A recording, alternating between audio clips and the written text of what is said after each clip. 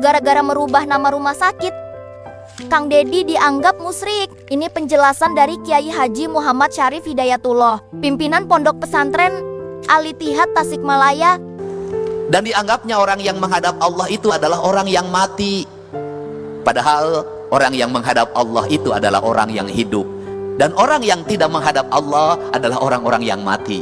Sesungguhnya panggilan azan itu adalah panggilan untuk orang agar kematian berubah jadi kehidupan. Mati telinganya, mati tangannya, mati hidungnya, mati matanya, mati lidahnya, mati hatinya. Maka suara azan itu mengingatkan dia untuk segera kembali hidup, agar telinganya hidup, matanya hidup, hidungnya hidup, lidahnya hidup, dan kematian matinya hidup. Kata orang Sunda itu, jaga panon ku awasna, jaga celik ku danguna, jaga irung ku angsena, jaga letah ku ucapna, jaga hate ku ikhlasna.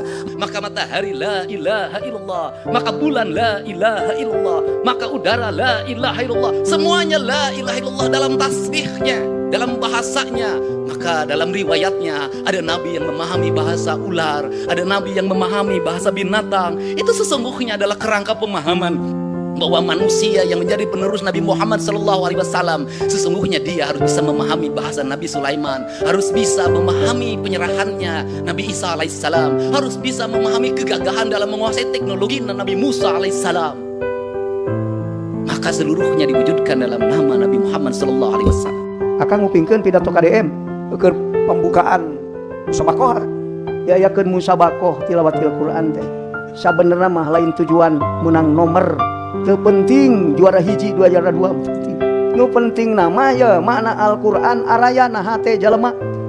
Loba kejadian Quran katalar tapi teu apal makna Quran.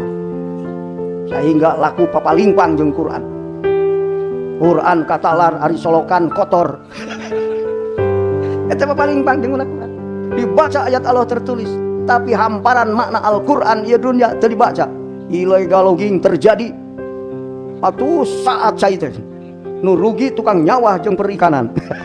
Manehna untung hungkul dituaran mah tangkal kayak di gunung teh. Mata kuing ditutup cenah teh. Di kebijakan teh hasil survei papai ka masyarakat. Eta amal Al-Qur'an teh sebenarnya mah kan. Maca we hungkul juara hiji pada ka masjid tar. Cek KDM ieu teh gara-gara ngaji Qur'anna teu disurau. Baheula mah ngahejah disurau ku ajengan di papatahan. Anu ajengan anak teh dahar lagi sakapeung ikhlas teu dibayar ku gubernur. Oke, jadi yang dulu sempat ramai ya bro ya, gara-gara si Pak KDM Gubernur Jawa Barat itu merubah Rumah Sakit Al Ihsan menjadi Welas Asih. Itu maksudnya merubah nama ya. Jadi banyak berbagai komentar dari warga Jabar, baik ulama, kiai maupun ya masyarakatnya sendiri. Ya masih ada yang pro dan masih ada yang kontra, itu tanggapannya begitu. Ini termasuk juga Muhammad Syarif Hidayatullah ya. Ini juga mengkritik kenapa diubah begitu ya, kenapa diubah nama rumah sakitnya. Nah ini yang mengakibatkan pernyataan Pak Kadem itu anti-Islam. Sebenarnya nggak begitu, mungkin karena Pak Kadem mungkin mikirnya mungkin nama Welas Asih itu kan nama simbolis, simbol apa ya, simbol bahwa ini Jawa Barat mungkin gitu ya, nggak tahu juga ya. Ya begitulah, orang mau berbuat baik pasti banyak celah-celah yang bisa di pikirannya orang itu negatif, bisa begitu kan ya bro. Padahal nggak ada tujuan buat apa yang intinya melenceng dari agama itu, nggak ada, terutama agama Islam begitu ya bro ya. Nah lanjut lagi. Pertanyaannya, yang disebut anti-Islam itu bagaimana sih? Nah itu Orang anti-Islam itu adalah orang yang menyakiti anak-anak yatim, tidak memberikan makan fakir miskin, kemudian membelanjakan anggaran negaranya untuk kepentingan diri, keluarga, dan kelompoknya. Kemudian dana hibah yang ratusan miliar bahkan triliunan itu masuk hanya ke yayasannya dan dinikmati oleh keluarganya. Memalsukan pertanggungjawaban keuangan terhadap negara dan membiarkan orang-orang lapar, itulah orang yang anti-Islam. Islam itu kan mengajarkan nilai-nilai keberpihakan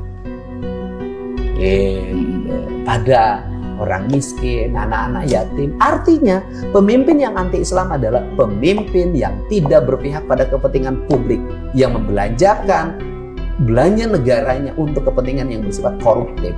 Itulah pemimpin anti-Islam. Ya, ya.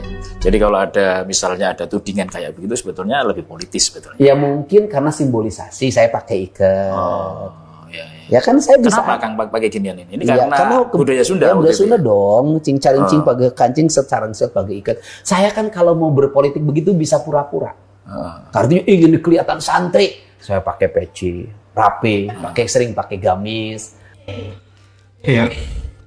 Ya kan maksudnya pendidikan yang anti Islam itu justru orang-orang yang contoh begini ya, pejabat itu disumpah di atasnya itu ada Al-Qur'an, kitab suci maupun apalah ya, bersumpah untuk membantu masyarakat, malah duitnya itu dikorupsi buat kekayaan sendiri, itu yang malah anti Islam, tidak takut siapapun, Tuhan pun tidak takut, begitu bro. Maksudnya Pak KDM begitu.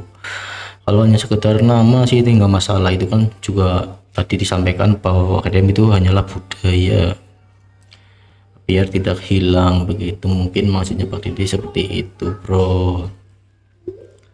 Ya biasalah orang-orang yang sirik, orang yang benci, ya begitulah mencari kesalahan-kesalahan orang begitu bro. Kemarin kan saya sudah upload ya yang kiai ulama yang mendukung Pak KDM ini, yang nyun sewune ya, yang pro yang mungkin tidak suka atau membenci mungkin ya Pak KDM. Kan gak semua orang itu sama, pasti ada yang baik, ada yang suka atau ada yang tidak, begitu bro. Nah lanjut lagi bro. Urgensinya apa coba ganti nama rumah sakit? Alasannya sih katanya sebagai bentuk kearifan lokal. Pertanyaan saya, ini bentuk kearifan lokal atau ini justru sebagai bentuk sikap anti terhadap hal-hal yang berbau Islam? Dan hari ini yang paling ramai dibicarakan oleh mereka dan dikritisi, bahkan saya dianggap sebagai orang yang anti-Islam, itu adalah tentang perubahan nama rumah sakit dari Rumah Sakit Al-Ihsan menjadi Rumah Sakit Welas Asih. Kenapa saat nama Al-Ihsan yang sangat sakral itu digunakan sebagai nama untuk melakukan tindak pidana korupsi, lantas para aktivis atau orang-orang yang sangat mencintai agama? Iya, yang berpeci-peci aja itu ya, pejabat yang berpeci itu nggak takut Tuhan, nggak mikirin rakyat, anak miskin, anak yatim, anak piatu, ya kan? Itu malah yang anti Islam, itu yang malah kebangetan, itu harusnya itu di neraka jahanam mungkin ya, yang orang begitu gitu. Oke, lanjut.